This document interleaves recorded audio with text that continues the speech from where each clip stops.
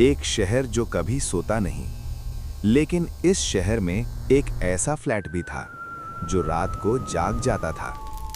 Flat number 307। लोग कहते थे रात के 2 बजे के बाद इस फ्लैट से चीखने और रोने की आवाजें आती थीं। लेकिन जब कोई दरवाजा खटखटाता तो अंदर से सिर्फ खामोशी मिलती थी। इस फ्लैट में पिछले 5 सालों में 4 टेनेंट्स रह चुके थे और हैरानी की बात यह थी, कोई भी टेनेंट 6 महीने से ज्यादा जिंदा नहीं रहा। कभी सुसाइड, कभी सडन डेथ, कभी नेचुरल कॉजेज। पुलिस हर बार केस बंद कर देती और ओनर बस इतना कहता, गलती उनकी किस्मत की थी। फिर एक दिन इस फ्लैट में शिफ्ट हुआ रोहित, एक जर्नलिज्म स्टूडेंट जो पैरानॉर्मल स्टोरीज पर रिसर्च करता था।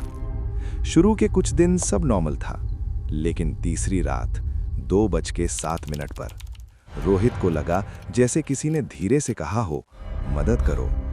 उसने दरवाजा खोला, कॉरिडोर खाली था, लेकिन आवाज फिर आई, इस बार बाथरूम से।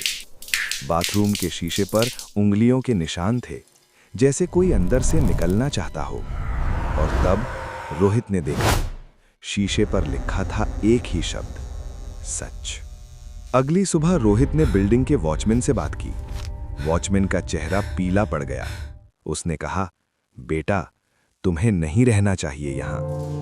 20 साल पहले इसी फ्लैट में रहने वाली एक लड़की पूजा अचानक गायब हो गई थी। पुलिस ने कहा शी रैन अवे, लेकिन सच ये था, पूजा का मर्डर हुआ था और मर्डरर कोई और नहीं, इस फ्लैट का ओनर।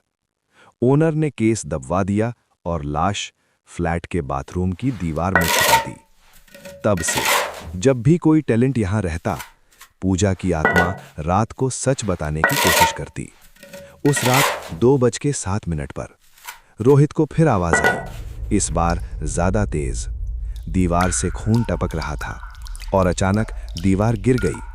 अंदर मिली एक इंसान की हड्डियां और एक पुरानी डायरी।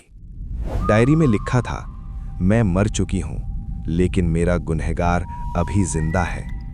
अगली सुबह पुलिस ने ओनर को गिरफ्तार किया, लेकिन कहानी यहीं खत्म नहीं होती। ओनर के अरेस्ट के बाद फ्लैट नंबर 307 खाली कर दिया गया, लेकिन पड़ोसियों कहते हैं आज भी रात के 2:07 पर फ्लैट से आवाज आती है, सच बता दिया, अब तुम्हारी बारी है।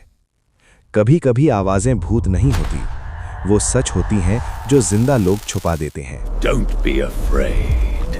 Click the button. Subscribe.